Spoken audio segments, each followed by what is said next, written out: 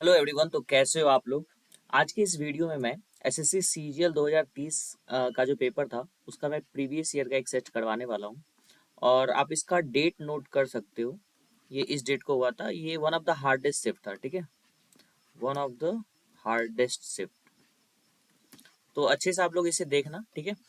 Video में आगे बढ़ने से पहले ये मेरे बारे में कुछ डिटेल्स है कि मेरे कुछ कुछ एग्जाम में मैथ्स में क्या क्या मार्क्स थे और मेरे क्या क्या अचीवमेंट्स हैं, ठीक है। बिना वक्त गवाए हुए मैं क्वेश्चन में मूव करता हूँ। तो सबसे पहला क्वेश्चन मैंने ये ऑप्ट किया है। इस क्वेश्चन का मैं आज एक ऐसा मेथड बताने वाला हूँ, इसके बाद आपको इसके सॉल्व नहीं करना पड़ेगा। जब भी क्वेश्चन आएगा तो पहले मैं कॉन्सेप्ट पे जाता हूँ, ठीक है। The length of three sides of triangle are 30 centimetre, 42 centimetre, 1 centimetre. देखो फॉर्मूला हम लोग जानते हैं। किसी भी दो साइड का सम जो होता है वो तीसरे से क्या होता है, बड़ा होता है। और किसी भी दो साइड के लेंथ का डिफरेंस जो होता है ना, वो तीसरे से छोटा होता है, ठीक है। अगर मैं इसको एक साथ लिखूं तो मैं इसको इस तरह से लिख सकता हूँ, ठीक है। तो आप इसे ध्यान से देखोगे, ये जो हमारा इनइक्वालिटी बना ना, तो यहाँ पे कहीं भी इक्वल टू का साइन नहीं आया, मतलब दोनों जगह लेस देन का साइन है। लेस देन इक्वल ऐसा कोई साइन नहीं है, ना ही ऐसा साइन है, और ना ही इस तरह साइन है। मतलब इसमें इक्वल टू का साइन आता ही नहीं जब भी ऐसा क्वेश्चन आवे। तो जैसे ही ऐसा क्वेश्चन आवे, आप लोग पहले ऑप्शन में देखना, जहां कहीं भी इक्वल टू का साइन आवे ना, उसको पहले तो कट कर दो भाई। यहाँ भी इक्वल टू का साइन है, ये भी कट हो गया, ये भी कट हो गया, यहाँ भी इक्वल का साइन आ गया इनइक्वलिटी में। अब बचा दो ये। तो देखो अब यहाँ पे जब मैं ये वाला फॉर्मूला अप्लाई करता हूँ तो तीसरा साइड जो सी है इसको एक्स मान लो, और दोनों साइड का सम इधर होगा, मतलब एक्स लेस देन 72। तो वो यहाँ पे दिख रहा है, ना कि यहाँ पे, तो ये कट गया ये आंसर। मतलब ये मुश्किल से 2 से 3 सेकंड का क्वेश्चन है। लेकिन अगर आप लोग को ये ध्यान में नहीं रहेगा कि इक्वल का साइन आता है या नहीं आता है, तो आप लोग बार बार ये पूरा फॉर्मूला लिख के तब इसे सॉल्व करोगे, ठीक है। आगे बढ़ते हैं हम लोग नेक्स्ट क्वेश्चन पे। देखो इस क्वेश्चन में मैंने ना हर एक क्वेश्चन में यहाँ पे एवरेज टाइम ड्यूरेशन लिख दिया हूँ, जो कि बच्चों को लगा है इस टेस्ट को अटेम्प्ट करने वक्त, इस क्वेश्चन को बनाने में एवरेज टाइम जो लगा है वो मैंने यहाँ पे नोट कर दिया। मतलब मैं पहले हार्ड क्वेश्चन को पहले बता रहा हूँ, इजी क्वेश्चन को बाद में बता रहा हूँ।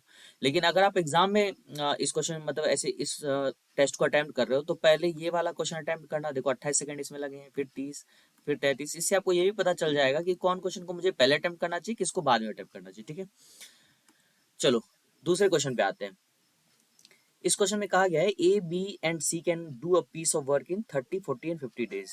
ए 30 दिन में काम कर सकता है, बी 40 दिन में, और सी कितने दिन में, 50 दिन में। सबसे पहले इन सब का एलसीएम निकालने के लिए देखो, 3 4 5 का एलसीएम अगर देखा जाए तो 3 4 5 तीनों जो है ना अनकॉमन नंबर है, मतलब किसी का कोई मल्टीपल नहीं है, ठीक है।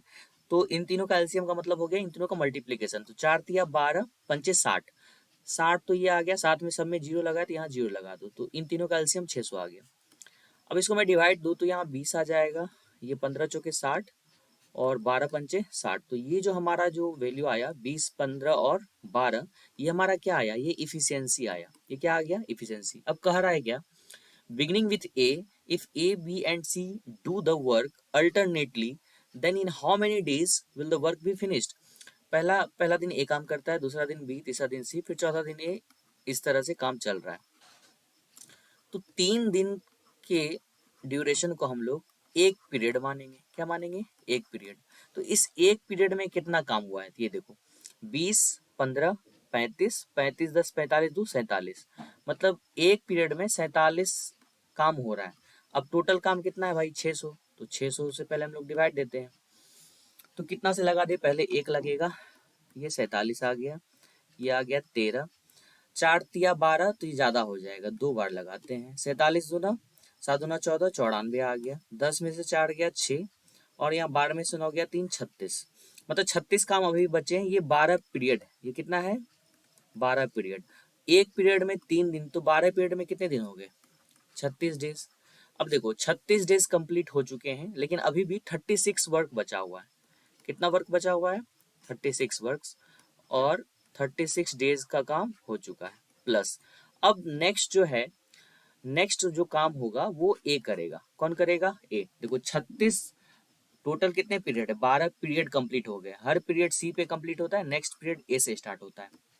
तो 12 पीरियड कंप्लीट होने के बाद नेक्स्ट डे जो स्टार्ट होगा वो फिर से ए ही स्टार्ट करेगा। तो ए जो है एक दिन में कितना काम करेगा, 20 काम करेगा। तो एक दिन यहाँ जोड़ दो, और इसमें 36 में से अगर मैं 20 घटा दूं तो बच गया 16। कितना बचे वर्क बचा 16।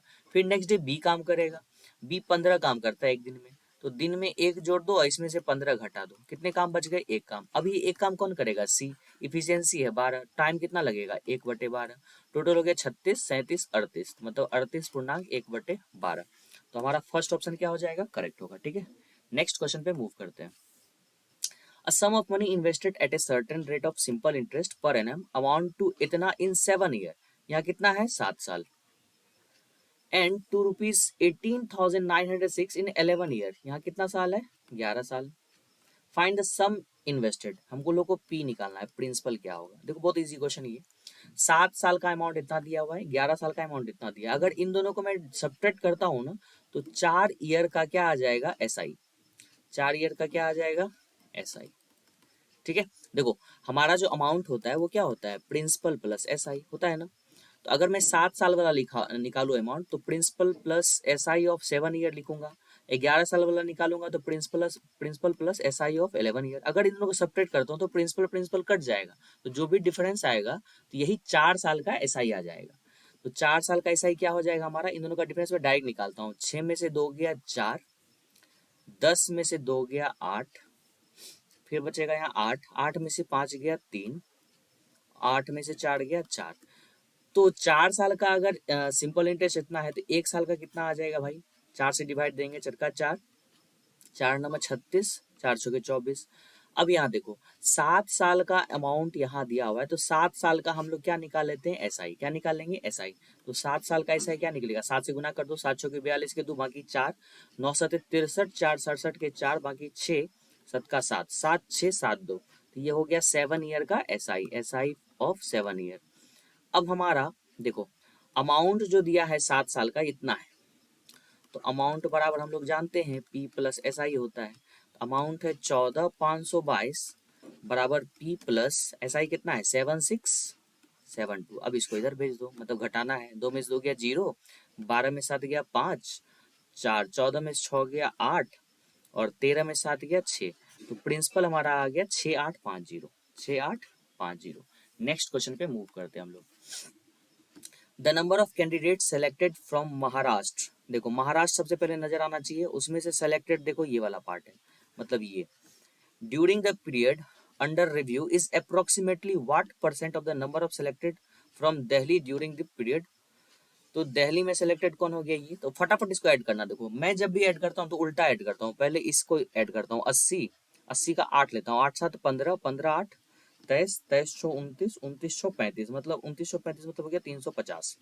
फिर इधर गया 5 4 9 5 14, अगर इसमें 14 ऐड कर दूं तो कितना आ गया 364। इज के जगह पे इक्वल व्हाट परसेंट ऑफ क्या, दिल्ली का कैंडिडेट, दिल्ली का सिलेक्टेड कैंडिडेट। तो 9 4 13, 13 9 22, 22 7 29, 29 8 37, मतलब 370 प्लस इधर वाला ऐड करो 2, 8 2 10 4 14, मतलब 384।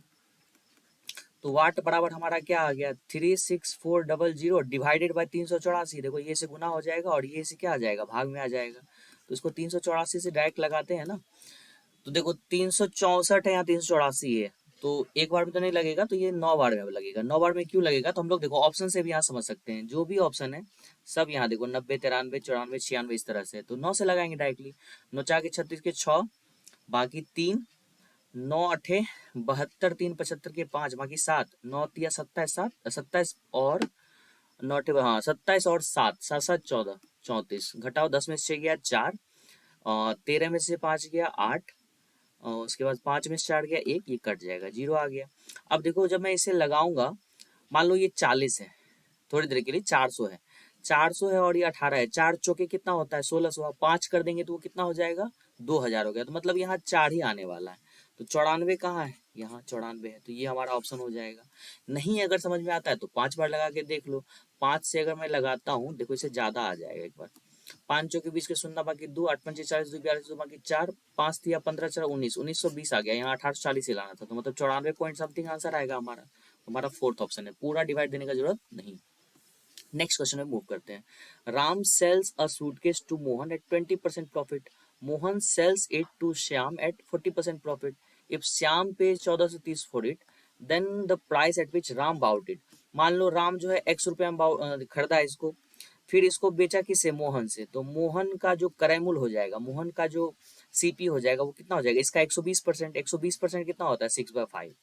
फिर मोहन जो है उसको सेल करता है श्याम से, तो श्याम के लिए सीपी कितना हो जाएगा, इसी का 140%, 140% होता है 7/5, याद रखना पड़ेगा आपको। और फिर श्याम जो उसको पे करता है वो कितना होता है 1430। हमें निकालना क्या है भाई, एक्स निकालना है। एक्स निकालने के लिए 25 ऊपर चल जाएगा मल्टीप्लाई में, अब डिवाइड में आ जाएगा 7×6 = 42, 6 × 7 ही रहने देते हैं, ठीक है। 2 × 2 × 715 आ गया, ठीक है। अब देखो ये 3 से कटेगा क्या, 7 5 12 1 13, तो 13 है, इसका एडिशन ये 3 है, तो ये 3 से तो नहीं कट रहा है। 7 से अगर मैं काटूं तो 7 से भी नहीं कटेगा, 7 का 7, 7 दूनी 14, अगर 4 रहता तो कट जाता। ना 7 से कट रहा है ना 3 से कट रहा है, तो जो भी यहाँ वैल्यू आने वाला है ना वो क्या आने वाला है, पॉइंट में आने वाला है। लेकिन इसको डिवाइड हम लोग दे ही देते हैं तो ज़्यादा ठीक रहेगा, ठीक है। 715 डिवाइडेड बाई 21, तो 21 तिया 63, 10 में से 11 में से 8 गया 3, सॉरी 11 में से 3 गया 8, और 6 में से गया 2 कट गया, यहाँ बचा 5, 21 चौके 84, यहाँ बचा 1, पॉइंट देंगे 0 आ जाएगा, फिर नहीं लगेगा 0 देंगे फिर 0 आ जाएगा, 21 चौके 84, फिर लगेगा 4 बार में ही, फिर आगे कितना 16, फिर पॉइंट है 0 आ जाएगा, 21 सते लग जाएगा, मतलब ये 34.047 इंटू 25। अगर मैं इसे मल्टीप्लाई भी करता हूँ ना तो ये जो भी वैल्यू आएगा इंटीजर में नहीं आएगा, पॉइंट में ही आएगा, ठीक है। हमारा करेक्ट आंसर यही होगा, ठीक है। आप लोग मल्टीप्लाई करके चेक भी कर सकते हो। नेक्स्ट क्वेश्चन में मूव करते हैं हम लोग, ठीक है।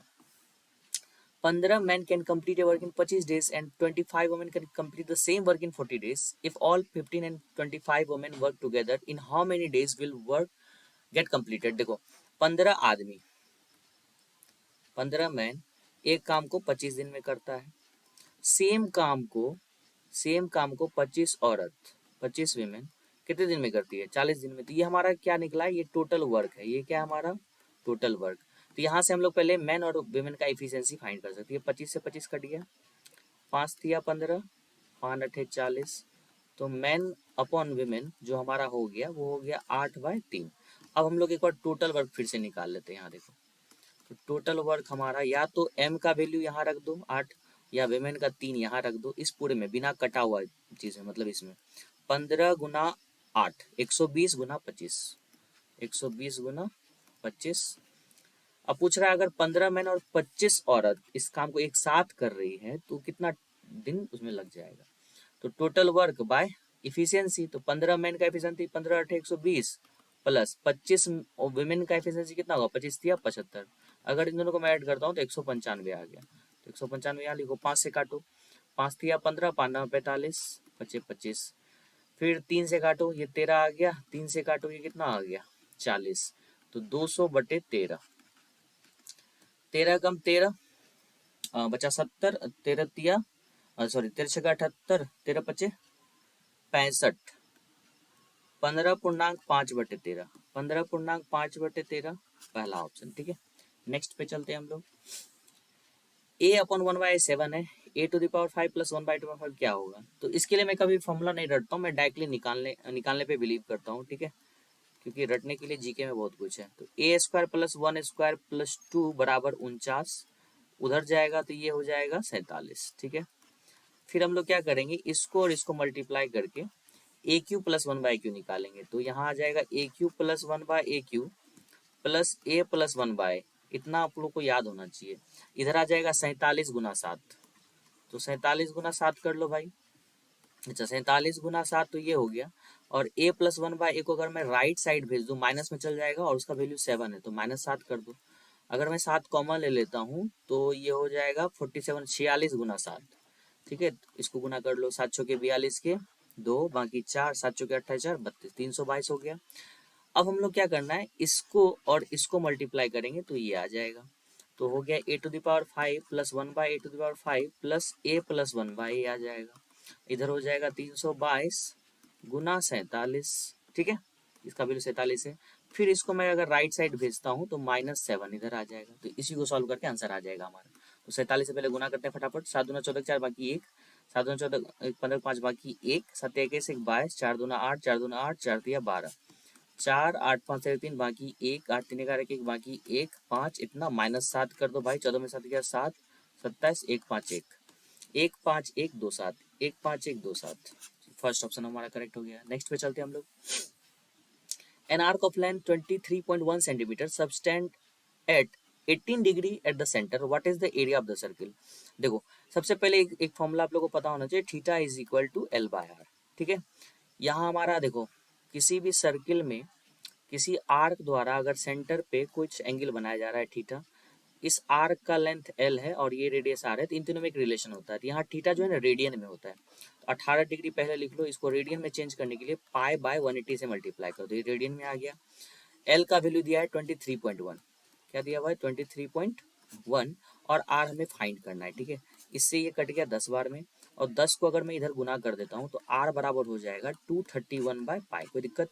अब हमें एरिया ऑफ सर्किल निकालना है, तो क्या होता है pi R square, pi R square मतलब 231 by pi into 231 by pi. Pi से पाई कट ही गया, और पाई का वैल्यू 22 बाय 7 दिया हुआ है, तो यहाँ 22 और 7 ऊपर चल जाएगा, 11 दूनी 22, 11 11 दूनी 22, 11 कम 11 21 बार में हो गया। तो इसको मल्टीप्लाई पहले कर लेते हैं फटाफट, 231 और 21 गुना 7 अगर कर दे हम तो 7 7 दूना 14 147, उसको बाद में 2 से डिवाइड दे देंगे। 7 का 7 7 21 के बाकी 2, 7 दूना 14 2 16 4 4 12 के 2 बाकी 1 4 दूना 8 1 9, 1 से 231 हो गया ये। ठीक है, जोड़ दो 7 5 और 8 1 9 9 3 12 1 3 बाकी 1 इतना डिवाइडेड बाय 2, 2 एकम 2 2 छके 12 2 9 18 2 सत्ते 14 2 अठे 16 5 1 6 9 7 8 1 6 9 7 8.5। फर्स्ट ऑप्शन हमारा क्या हो गया, करेक्ट हो गया। नेक्स्ट पे चलते हैं हम लोग। The largest 5 digit number exactly divisible by 88। 88 से डिविजिबिलिटी का मतलब हो गया वो 11 से भी कटना चाहिए, 8 से भी कटना चाहिए। सबसे पहले 11 का डिविजिबिलिटी चेक कर लेते हैं। तो देखो 11 का डिविजिबिलिटी चेक करने के लिए तो सबसे पहले देखो 9 और ये 9 एक जगह छोड़ के ये कट रहा है, फिर ये छोड़ के ये भी कट रहा है, मतलब 11 से ये कट रहा है। अभी 8 से चेक नहीं करे, पहले 11 से चेक कर लेते हैं फटाफट। इसमें देख लेते हैं 9 4 13 13 9 9, सॉरी एक चीज मैं थोड़ा सा गलत बता गया, एक सेकंड। हाँ, इसमें क्या होता है साइड बाय साइड काटना है हमें। देखो ये दोनों बराबर है ना, तो ये दोनों को घटा के 0 आ जाएगा, फिर ये दोनों घटाओगे 0 आ जाएगा, मतलब 11 से कट रहा है। ठीक है, इसमें देखते हैं हम लोग, तो हम लोग इस दोनों को एक साथ लेके काट सकते हैं क्योंकि साइड बाय साइड है, 9 में से 9 जाएगा 0 हो जाएगा। फिर इसमें देख लेते हैं 9 4 13, 13 में से 8 गया 5, मतलब 11 से नहीं कट रहा है। इसमें देखो ये दोनों तो कट ही जाएगा, 9 8 17, 17 में से 7 गया 10, ये भी 11 से नहीं कट रहा है। इसमें दोनों काटो, 9 8 17, 17 में 6 गया 11, मतलब ये 11 से कट रहा है। अब दोनों में चेक करना है कि 99990 और 99968 में 8 से कौन कट रहा है। 8 से कटने के लिए लास्ट का 3 डिजिट को 8 से काट के देखना है। 8 एकम 8, फिर एक उसमें चल गया, 8 दूना 16, 3 उसमें चल गया 30, 8 30 जो है 8 के टेबल में आता है क्या, नहीं, तो ये 8 से नहीं कट रहा है, तो ये भी एलिमिनेट हो गया। बच गया कौन, तो ये हमारा करेक्ट ऑप्शन होगा। नेक्स्ट पे चलते हैं हम लोग फटाफट। What is the whole surface area of a cone of base radius 6 and height इतना। अब देखो ये कोन दिया हुआ है भाई, इसका रेडियस हमारा 6 है और हाइट 8 है, स्लैंट हाइट कितना हो जाएगा भाई 10 हो जाएगा, राइट। तो एल 10 हो गया, तो हमारा टोटल सरफेस एरिया क्या होगा, pi R into L plus R, याद होना चाहिए ये। पाई का वैल्यू होता है 22/7, आर का वैल्यू है 6, एल प्लस आर करो 16। इसको सॉल्व करके आंसर कर निकाल लेना, इसको हमको सॉल्व करने की जरूरत नहीं है। ठीक है, अ thief is spotted by constable from 200 meter. When the constable starts the chase, the thief also start running. If the speed of constable is 8 km per hour and thief runs at a speed of 6 km per hour, then how far will the thief be able to run before he is overtaken? देखो एक थिप को एक constable देखता है और उन दोनों के बीच उस समय जो है ना 200 मीटर का डिस्टेंस होता है। कितने मीटर का डिस्टेंस होता है, 200 मीटर का। थिप जो है भागना स्टार्ट करता है 6 किलोमीटर पर आवर से और कांस्टेबल भागना स्टार्ट करता है 8 किलोमीटर पर आवर से। ठीक है, तो कुछ देर बाद तो चोर पकड़ा जाएगा पुलिस के द्वारा, कांस्टेबल के द्वारा। तो पूछा गया है कि इस ड्यूरेशन में जो चोर जो चला है वो कितना डिस्टेंस चला है। ठीक है, ये पूछा गया है। तो इसमें रिलेटिव स्पीड का कॉन्सेप्ट लगता है, फॉर्मूला तो वही लगता है, distance is equal to speed into time. तो डिस्टेंस दोनों के बीच का कितना है 200 मीटर। और रिलेटिव स्पीड, स्पीड जो है यहाँ पे सिर्फ स्पीड नहीं है, रिलेटिव स्पीड है, तो इन दोनों का रिलेटिव स्पीड कितना हो जाएगा 2 किलोमीटर पर आवर, क्योंकि सेम ही डायरेक्शन में जा रहा है। तो 2 किलोमीटर पर आवर है ना, इसको मीटर पर सेकंड में चेंज करने के लिए हम लोग क्या करेंगे 5/18 से मल्टीप्लाई करेंगे, ठीक है, इनटू टाइम देख लेते हैं यहाँ पे। अब देखो 5 दूना 10, 10 से एक जीरो काट दो, 18 दूना 36, टाइम जो हो गया वो हो गया 360 सेकेंड। कितना सेकेंड हो गया 360 सेकेंड। अब जो है पूछा है थिफ कितना चलेगा, तो फिर यही फॉर्मूला लगाएंगे, डिस्टेंस निकालना है हम लोग को यहाँ पे, ठीक है। स्पीड हमारा थिफ का कितना है 6 किलोमीटर पर आवर, क्या है 6 किलोमीटर पर आवर, मतलब 5/10 से मल्टीप्लाई करना पड़ेगा मीटर पर सेकेंड, और टाइम कितना लगा है 360, तो 8 से अगर 18 से ये दोनों काटो 20 आ जाएगा, 20×5 = 100 × 60, 600 मीटर पुलिस सॉरी चोर उस दौरान चलेगा, ठीक है। और पुलिस अगर पूछता तो कितना चला, तो 200 मीटर इसमें जुड़ जाता, 6×2 = 800 चलता, ठीक है। नेक्स्ट पे चलते हैं हम लोग। The successive discount of 12%, 100, 20%, 25% are equivalent to single discount. Easy है, 100 मानो, 12% अगर घटा रहे हैं हम लोग तो 88% हो जाएगा, फिर 20% घटा रहे हैं 80%, मतलब 4/5 होता है, फिर 25% घटा रहे हैं 75%, ये 3/4 हो जाएगा। 100 से 100 कट गया, 4 से 4 कट गया, ऊपर क्या बच गया 8×3 = 24 के 4, 8×3 = 24, 2 26, 264/5 बचे 25, 5×2 = 10 और 5×8 = 40 कट गया ये, मतलब ये टोटल हमारा आ गया 52.8। तो डिस्काउंट हुआ कितने का, 100 का सामान था और घट के 52.8 हो गया, तो डिस्काउंट जो हुआ हमारा वो हो गया 2, 9 में से 2 गया 7, 47.2% का। तो थर्ड ऑप्शन हमारा करेक्ट हो जाएगा। नेक्स्ट क्वेश्चन में मूव करते हैं हम लोग। Find the sum of this one, तो ये हमारा जीपी में है, देखो ये फर्स्ट टर्म है, ये सेकंड टर्म, अगर मैं इसको 3 से डिवाइड दूं तो ये 3 आ जाएगा, फिर इसको मैं 3 के स्क्वायर से डिवाइड दूं तो ये 3 आ जाएगा, तो कॉमन रेशियो जो है हमारा वो सेम है, वो है 3। नंबर ऑफ टर्म्स कितने हैं 8 हैं, और फर्स्ट टर्म हमारा क्या है 3 है। तो इसका सम का जो फॉर्मूला होता है, फॉर्मूला आप लोग को याद होना चाहिए, a into R to the power n-1 upon r-1 when r greater than 1। यही formula a into 1 minus R to the power n upon 1 minus R हो जाता है व्हेन r का वैल्यू जो हो वो 0 से 1 के बीच में हो, ठीक है। तो अभी तो ये फॉर्मूला लगेगा, तो ये जो हमारा आ गया 3 into 3 to the power 8-1 upon 3-1, मतलब 2, 3/2 इतना आ गया, ठीक है।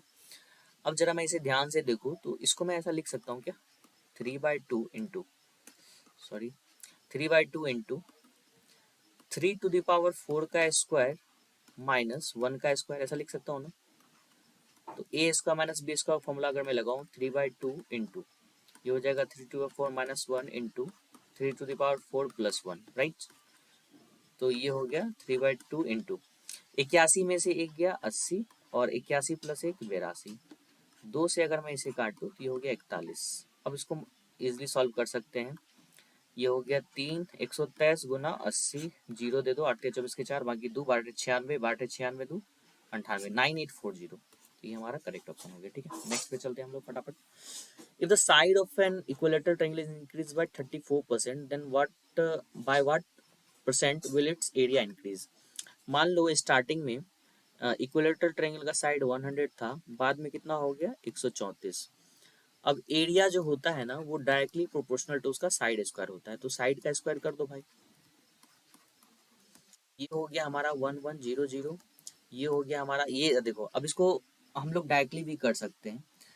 अगर मैं इसे सिंपली लिखूँ थोड़ी देर के लिए, तो अगर मैं परसेंटेज निकालूं, देखो अप्रोक्सीमेटली मैं बता रहा हूँ, एग्जैक्ट नहीं, या तो आपको एग्जैक्ट करना है तो इसको स्क्वायर करके अपना लिखो या पढ़ो।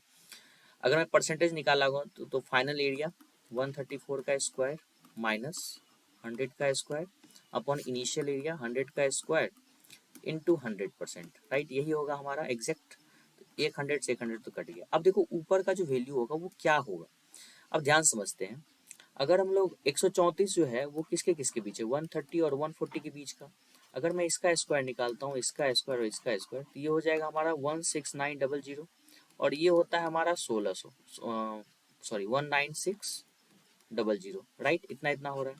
अब 134 जो है ना इन दोनों के एग्जैक्ट बीच से थोड़ा सा कम, अगर मैं इस दोनों का एग्जैक्ट बीच का वैल्यू निकालूं 170 मान लो, और ये 196, तो दोनों के बीच का लगभग कितना आ जाएगा, देखो 170, 10, 180, 90, 26, 26 और 13, एक इसमें 13 जरूरत, 182, लगभग 182, उससे भी थोड़ा कम है ये, 134 है ना, 135 रहता तो मान लेते हैं इसके बराबर के आएगा, तो इससे कम, 182 से थोड़ा सा कम इसमें आपको कौन सा नजर आ रहा है, ये नजर आ रहा है ना, इसलिए यही हमारा करेक्ट आंसर होगा। आप इसको स्क्वायर करके देख लेना। आई होप ये समझ पाए होंगे, अदरवाइज आप इसको स्क्वायर करके सॉल्व करके आंसर निकाल सकते हो। नेक्स्ट क्वेश्चन में मूव करते हैं हम लोग। Working 5 hours a day, a man can complete a task in 8 days, and working 6 hours a day, B can finish the same task in 10 days. Working 8 hours a day, they can jointly complete the task in। देखो इसमें MDH/W5 formula लगेगा, M के जगह पे नाम लिख दो A, यहाँ टोटल वर्क लिखते हैं M, D कितना है भाई, डे हमारा 8 दिन और टाइम कितना है 5 घंटा, और यही काम अगर बी करता है तो उसको 6 घंटा और 10 दिन लगते हैं। यहाँ से ए और बी का इफिशियंसी का रेशियो आ जाएगा फटाक से, 5 दूनी 10 और 2 चौके 8, 2 दूना 4, 2 तिया 6, मतलब 3/2 आ गया। अब मैं अगर टोटल वर्क निकालूं तो या तो ए का वैल्यू इसमें रख दो या तो बी का वैल्यू यहाँ रख दो। ए का वैल्यू को मैं 3 यहाँ रखता हूँ, 8 तिया 24 पंचे 120, टोटल वर्क है 120। अब दोनों मिलके कर रहा है, दोनों का कंबाइंड एफिशिएंसी कितना हो गया भाई 5, और दोनों मिलके 8 घंटा प्रतिदिन काम कर रहा है। तो 8 से अगर इसको काटू मैं 15, और 5 तिया 15, 3 दिन में काम खत्म हो जाएगा भाई। नेक्स्ट क्वेश्चन में मूव करते हैं हम लोग। सुहानी pays tax at the rate of 30% on her entire income of 90,000. Ritika pays tax at the rate of 40% on her entire income, rupees Y. If the overall tax rate on their combined income is 37%, then what is the value of Y? ये simple allegation है। सुहानी 30% पे करती है, रितिका 40% पे करती है, और दोनों मिला के ओवरऑल 37% टैक्स पे करती है। तो अगर मैं एलिगेशन लगाऊं तो यहाँ 7 आ जाएगा और यहाँ पे क्या आ जाएगा 3 आ जाएगा। और सुहानी कितना पे कर रही है भाई 90,000, तो 3 यूनिट का वैल्यू 90,000 है, तो 1 यूनिट का वैल्यू कितना हो गया 30,000, तो 7 यूनिट का वैल्यू कितना हो गया 2,10,000। तो हमारा करेक्ट आंसर हो जाएगा क्या डी। नेक्स्ट पे चलते हैं हम लोग। ABC runs simultaneously starting from a point around a circular track of length 200 metre at respective speed of 2 metre per second, 4 metre per second, 6 metre per second. A and B runs in the same direction while C runs in the opposite direction। मान लो C इधर से move करना start किया तो A इधर से और B इधर से स्टार्ट किया। A का स्पीड कितना है भाई 2 मीटर पर सेकेंड, B का स्पीड कितना है 4 मीटर पर सेकेंड, और C का स्पीड है 6 मीटर पर सेकेंड। ठीक है, अगर मैं रिलेटिव स्पीड देखूं, रिलेटिव स्पीड अगर मैं देखूं ध्यान से, ये है हमारा C भाई, ये हमारा A है, ये B है। अच्छा रिलेटिव स्पीड क्यों निकालो, तीनों को मिलना है एक ही पॉइंट पे, तीनों कॉमन पॉइंट पे मिल जाए। तो ऐसा सिचुएशन आ जाए जब ए और बी एक साथ मिले, ऐसा सिचुएशन आ जाए जब बी और सी एक साथ मिले, और ऐसा सिचुएशन आ जाए जब सी और ए एक साथ मिले। ऐसा जब तीनों सिचुएशन सेम बैठेगा तभी तीनों एक ही पॉइंट पे मिल पाएगा, इसलिए हमें अलग अलग तीनों का रिलेटिव स्पीड निकालना पड़ेगा। अगर मैं पहले बी और सी का रिलेटिव स्पीड निकालूं तो वो हो जाएगा 10, इसका रिलेटिव स्पीड कितना हो गया 10 मीटर पर सेकेंड। ए और बी का रिलेटिव स्पीड निकालू तो ये हो जाएगा 2, क्योंकि सेम डायरेक्शन जा रहा है तो घट जाएगा। और सी और ए का रिलेटिव स्पीड कितना हो जाएगा 6 2 8। ठीक है, अब हम लोग टाइम निकाल लेते हैं। अगर 10 के स्पीड से चले 1200 मीटर चलना है तो 120 सेकेंड। दूसरा 2 से डिवाइड दो तो 600 सेकेंड, और तीसरा 8 से डिवाइड दो तो 150 सेकेंड। अगर इन तीनों का एलसीएम निकालते हैं हम लोग 12, 600, 150, 10 से पहले लगा दो 12, 60, 15, उसके बाद लगा दो किससे भाई 3 से लगा दो, 3 चौके 12, 20, 5, 4 से लगा दो 4 एकम 4, 4 पंचे 20, 5, अब 5 से लगा दो इतना आ गया 1 1, 5 चौके 20 दिया 60 दाई 600, मतलब 600 सेकंड के बाद क्या होगा तीनों ही एग्जैक्टली मिल जाएंगे। 600 सेकंड कितना मिनट हो जाएगा 60 से डिवाइड दे दो 10 मिनट में, 10 मिनट में वो तीनों क्या हो जाएगा आपस में मिलेंगे। ठीक है, एक ही पॉइंट पे। नेक्स्ट पे चलते हैं। If 2500 laptops were sold by the store in a month, then what is the difference between the number of laptops sold by company A and company C? A हमारा है 40% एंड C हमारा है ABC 8%। इन दोनों का difference कितना हो गया भाई 32%। 32% में तो 32 गुना 100, और टोटल लैपटॉप कितना है 2500। तो डबल जीरो कट गया, 32 गुना 25 करो, 25 गुना 50 को सुना बाकी 5, 25 दिया 75, 5 80, 800 हमारा करेक्ट आंसर हो जाएगा। नेक्स्ट पे चले। अब यहाँ जरा ध्यान से देखते हैं, ये है हमारा cos 47 डिग्री, इसको sec 130 को हम लोग लिख सकते हैं डिवाइड में cos 133 डिग्री प्लस, उसी तरह यहाँ sin 44 डिग्री था ही, इसको मैं क्या लिख सकता हूँ sin 136 डिग्री, राइट। अब देखो cos 47 तो ऐसे रहेगा, इसको मैं ऐसा लिख सकता हूँ क्या cos 180 डिग्री माइनस 47 डिग्री लिख सकता हूँ। इसको मैं क्या लिख सकता हूँ sin 44 डिग्री तो वैसे ही रहेगा, सॉरी sin 44 वैसे ही रहेगा, तो इसको मैं लिख सकता हूँ sin 180 माइनस 44 डिग्री। तो ये देखो cos 47 तो ऐसे ही रहेगा, cos 180 माइनस थीटा क्या होता है माइनस cos थीटा, तो माइनस cos 47 डिग्री और sin 44 degree upon sin 180 minus theta क्या होता है sin थीटा। कट के 1 हो गया, ये कट के -1 हो गया, तो -1 + 1 0। अब ऐसा क्यों होता है, cos 180 minus theta minus cos theta क्यों होता है, sin 180 minus theta sin theta क्यों होता है, देखो ध्यान से, ये हमारा फर्स्ट क्वाड्रेंट है, ये सेकेंड, ये थर्ड और ये फोर्थ, ये 0 से 90 डिग्री तक का वैल्यू है, ये 90 से 180 का वैल्यू है, ठीक है।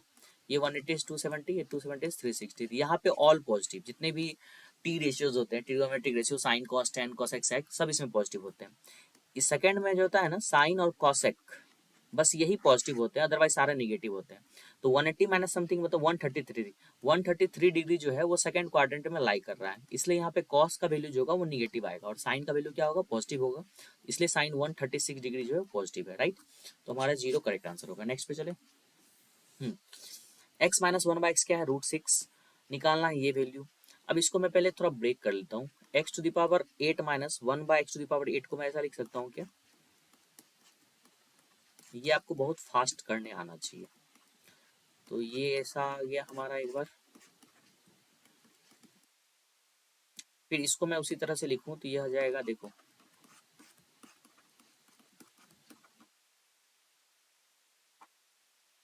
फिर इसको मैं एक बार और ब्रेक कर दूं तो x-1 हो जाएगा, और इसको मैं यहाँ काट देता हूँ थोड़ा सा, ठीक है, और ये प्लस आ जाएगा, राइट। ऐसा आ गया, मतलब हमें x-1/x चाहिए, वो है हमारे पास √6, फिर x+1/x। फिर इन दोनों को निकालने के पहले इसको स्क्वायरिंग कर लेता हूँ मैं, स्क्वायरिंग करने पे देखो क्या आ जाएगा, x² + 1/x² -2 बराबर 6, तो 2 को अगर मैं उधर भेजता हूँ तो ये हो जाएगा 8, ठीक है। तो ये x² + 1/x² 8, इसका वैल्यू हमारे पास 8 आ गया। x + 1/x कैसे निकलेगा, इसी को मैं ऐसा लिख सकता हूँ a + b का होल स्क्वायर -2 बराबर 8, तो 2 को मैं अगर उधर भेज देता हूँ तो ये हो जाएगा 10, फिर स्क्वायर को उधर भेज के रूट आ गया √10, तो x + 1/x का वैल्यू कितना हो गया √10। अब ये x⁴ + 1/x⁴ कैसे निकलेगा, वो इससे निकलेगा, इसको दोनों तरफ स्क्वायर कर देते हैं, तो x4 + 1/x4 + 2 बराबर 64, 64 में से 2 गया 62, तो बन तो गया ये। अब देखो ये हो गया हमारा 10 × 60 √60, √60 को हम लोग क्या लिख सकते हैं 15 × 4, 4 का 2 बाहर आ गया √15 हो गया, इंटू 8 × 62, 8 × 62, 8 दूना 16 6 बाकी 1, 8 × 48 49, उसमें 2 से गुना करो 6 दूना बाकी 2 बाकी 1, 9 दूना 18 उसमें बाकी 1, 4 दूना 18 9, 992 √15, 992 √15 हमारा सेकंड ऑप्शन हो गया। क्लियर है। नेक्स्ट पे चले। Ravi can do a piece work in 14 days, Sudha can do a work in 40। Ravi Sudha 60 दिन में काम करती है, दोनों का एलसीएम कितना हो जाएगा, 6×4 = 24, 240, 120 भी तो हो जाएगा, 40 से 120, 7 × 120। If they work on alternate days starting with Sudha, Sudha पहला काम स्टार्ट करती है, तो मतलब पहला दिन 2 काम होगा, दूसरे दिन 3, फिर तीसरे दिन 2, फिर चौथे दिन 3, इस तरह से काम हो रहा है, ठीक है। तो एक पीरियड फिर से मैं पीरियड ले रहा हूँ, एक पीरियड में कितना काम हो रहा है 5, तो 120/5 कर दो, तो 24 बार में तो कट रहा है, 24 पीरियड मतलब 24 दूना 48 दिन, एक पीरियड में 2 दिन आ रहा है ना, first day and second day, तो दोनों मिला के एक पीरियड हो गया था, तो 48 दिन में काम कंप्लीट हो जाएगा। नेक्स्ट पे चलते हैं हम लोग। हाँ देखो अब यहाँ पे इसको हम लोग लिख सकते हैं ना, x² का होल स्क्वायर प्लस 1 का स्क्वायर -2a² इंटू 1, ऊपर का चीज है ये, ऊपर वाला, इसको मैं लिख सकता हूँ ना x-1 इंटू x-1, राइट। तो a² -2ab प्लस b², तो a-b का होल स्क्वायर, x² -1 का होल स्क्वायर, नीचे तो x-1 इंटू x-1 अभी रहने देते हैं थोड़ी देर के लिए, ऊपर में इसे लिख सकता हूँ कि x-1 इंटू x + 1 का whole square, divided by x minus one का होल स्क्वायर रख देते हैं, तो ये तो पूरा पूरा कट ही जाएगा, राइट। इसमें भी स्क्वायर, इसको भी स्क्वायर, बच क्या गया a प्लस बी का होल स्क्वायर, तो a square plus B square plus 2ab, तो ये हमारा करेक्ट आंसर हो जाएगा। नेक्स्ट पे चले। पाई बाय 6, पाई को हम लोग 180 डिग्री बोलते हैं, तो 180 डिग्री बाय 6 कितना होगा 30 डिग्री, 1030 होता है हमारा 1/√3। एंड सेक 30, सेक 30 के लिए हम लोग cos 30, cos 30 हमारा होता है 1/2। cos 30 कितना होता है, cos 30 होता है हमारा √3/2, उसका उल्टा हो जाएगा 2/√3। तो एलसीएम हो गया ऊपर 3, √3 नीचे कट जाएगा, √3 हमारा आंसर हो जाएगा, ठीक है। इजी क्वेश्चन था काफी है। नेक्स्ट पे चलते हैं हम लोग। In a bag containing red green blue pens the ratio of red blue and green, ये तीनों का रेशियो ये है। If total number of pens in the bag is इतना, तो 7 4 11 9 20, 20 जो है 320 यूनिट के बराबर है। एक जो हो जाएगा 16 यूनिट के बराबर। रेड पूछा है, रेड का है 7, 16 7 112, ठीक है। नेक्स्ट पे चले। चलो, साइन थीटा 4/5 है, तो ये हमारा P हो गया और ये हमारा H हो गया, तो B हमारा हो जाएगा 3, 3 4 5 का एक रेशियो होता है। टेन थीटा क्या होता है P/B, तो टेन थीटा हो गया 4/3 माइनस कॉट थीटा इसका उल्टा हो जाएगा 3/4, तो 4 तिया 12 और 4 चौके 16, 16 में से 9 गया 7, 7/12, ठीक है। नेक्स्ट पे चले। चलो, मैंने कुछ क्वेश्चन रीजनिंग का भी लिया है, सभी क्वेश्चन नहीं लिए हैं क्योंकि सभी क्वेश्चन के एक्सप्लेनेशन आपको टेक्स्ट बुक में मिल जाएंगे। कुछ क्वेश्चन ऐसे होते हैं जिसके एक्सप्लेनेशन आपको समझ में नहीं आएगा, आपको ट्रिक समझना होगा, ठीक है। चलो, जब भी ऐसा क्वेश्चन आवे ना, तो पहले इसको अपने कॉपी पे फटाक से उतार लिया करो और थोड़ा स्पेस दे के बढ़िया से a प्लस बी अच्छे से ध्यान से लिखना है, जिससे आपकी गलती ना हो और आपको टाइम भी कम लगे। चलो, इस क्वेश्चन में हमें ये ध्यान रखना होता है कि हम लोग राइट टू लेफ्ट जाएं या लेफ्ट टू राइट जाएं, ठीक है, ऐसा। तो यहाँ बहुत ध्यान से देखना है। a प्लस बी का अर्थ क्या है, a बी की बहन है, बी की बहन a है, ऐसा है। देखो, इधर से मैंने एरो क्या किया, इस तरह से लिया, बी की बहन कौन है, a है। मतलब हम लोग यहाँ पे समझ रहे हैं कि हमें राइट टू लेफ्ट जाना है। a माइनस बी का अर्थ है a बी का भाई है, b का भाई कौन है, a है, तो राइट टू लेफ्ट जाना है इस तरह से। अगर वही यहाँ पे लिखा रहता कि बी सॉरी ए बी की बहन है ना, तो यहाँ पे ऐसा लिखता बी ए की बहन है, तो हमें इस तरह से जाना पड़ता, बी ए की बहन है ऐसा, तब हमें लेफ्ट राइट जाना पड़ता। तो यहीं पे थोड़ा समझ के आगे बढ़ना है। अब देखो, माइनस कर रहा है ना, माइनस का अर्थ क्या है, ए बी का भाई है, इसका भाई हो गया ई। गुना का अर्थ क्या है भाई, पिता, डी ई का पिता है। फिर डिवाइड है, डिवाइड डिवाइड का मतलब पत्नी, माइनस का मतलब होता है भाई, प्लस का मतलब क्या दिया हुआ है, बहन। पूछ रहा है इनमें से कौन सा कथन सही नहीं है, नहीं वाला देना है। सी एफ की माता है, सी और एफ यहाँ है, देखो देखो, इसका भाई है, भाई का पिता, तो पिता ही हुआ, पिता की पत्नी कौन होगी, माता, मतलब सी एफ की माता है, तो मतलब ये करेक्ट है। तो इसका मतलब ये ऑप्शन टिक नहीं करना है, करेक्ट वाले को छोड़ना है, जो नहीं है, सही नहीं होगा उसको टिक मारना है। चलो, ई बी का भाई है, ई और बी में देख लेते हैं। ई एक लड़का तो है, ठीक है, ई बी का भाई है, तो ई का ये डी पिता हो गया, पिता की पत्नी माँ हो गई, माँ का भाई मामा हो गया, ठीक है। तो बी ई का मामा है, तो भाई का कोई मतलब ही नहीं बनता है, तो मतलब ये गलत स्टेटमेंट है। इसका मतलब करेक्ट ऑप्शन भी हमारा यही हो जाएगा, जो गलत है वही हमारा करेक्ट होगा, ठीक है। नेक्स्ट पे चले, आगे चेक करने की जरूरत नहीं। ये भी आप लोग को आना चाहिए, जो नहीं पढ़े हैं तो ये पीयूष वार्स ने, ठीक है, उनका पूरा जो है सेलोलिज्म का चैप्टर जो है यूट्यूब पे पढ़ा हुआ है, आप जाके देख लेना, बहुत ही अच्छा पढ़ाया हुआ है, ठीक है। वो आप लोग पढ़ लोगे, इसमें जिंदगी में कभी कोई क्वेश्चन गलत नहीं होगा, ठीक है। फिर मैं समझा देता हूँ। बस हम लोग सबसे पहले कंक्लूजन को देखते हैं, स्टेटमेंट को पढ़ना ही नहीं। कंक्लूजन में डायरेक्टली पढ़ेंगे, सम बुक्स आर क्राउन, तो बुक और क्राउन आपको ढूंढना है एक साथ, कहाँ पे है। देखो, बुक और क्लाउन यहाँ पे है ना, तो जब यहाँ पे कुछ नहीं है ना, तो यहाँ पे सम छिपा होता है, क्या छिपा होता है, सम। तो उल्टा पढ़ेंगे, सम बुक्स आर क्लाउन, तो मतलब पहला स्टेटमेंट आपका सही है, ठीक है। Next, all books are heavy, तो जहां भी बुक है वहां ऑल कहीं है ऊपर में, देख लो, बुक यहाँ, यहाँ ऑल नहीं है, यहाँ बुक है, यहाँ ऑल नहीं है, तो ये हमारा कभी करेक्ट नहीं होगा, ठीक है। सम ट्रक्स आर हैवी, ट्रक और हैवी ढूंढो, कहीं एक साथ है क्या, देखो ट्रक और हैवी है एक साथ, और यहाँ पे कुछ नहीं छिपा हुआ है, यहाँ सम छुपा हुआ है, तो सम ट्रक्स आर हैवी, तो ये भी स्टेटमेंट सही है, तो फर्स्ट एंड थ्री करेक्ट हो जाएगा, ठीक है। नेक्स्ट पे चले, एक क्वेश्चन मैंने और लिया था।